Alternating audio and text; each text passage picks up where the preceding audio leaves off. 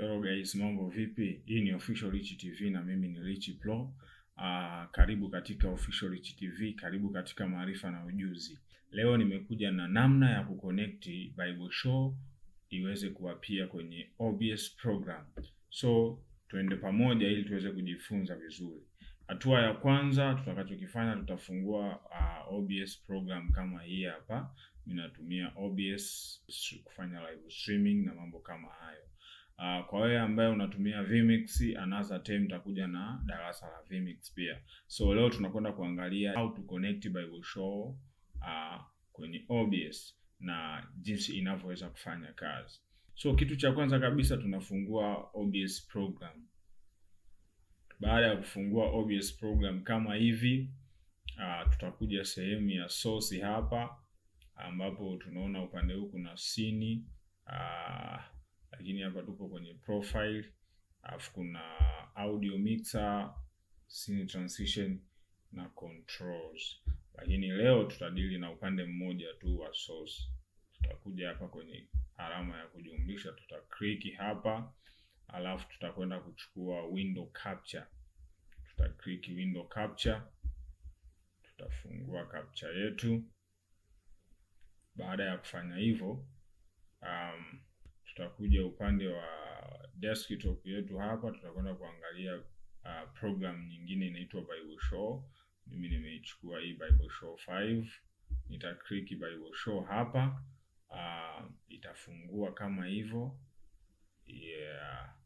Hapa mimi nimedownload ikiwa ina reference ya Bible version moja tu, King James, na nitakwenda kujaribia kwenye kitabu cha Mwanzo, Genesis chapter 1 verses 1 hapa.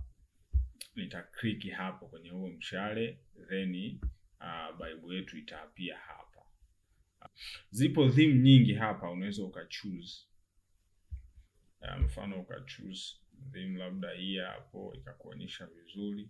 So baada ya kuwa tumesha fungua Bible Show na tumechagua kitabu na mstari umeapia hapa, kitakachofanyika sasa, tutakuja kwenye configure.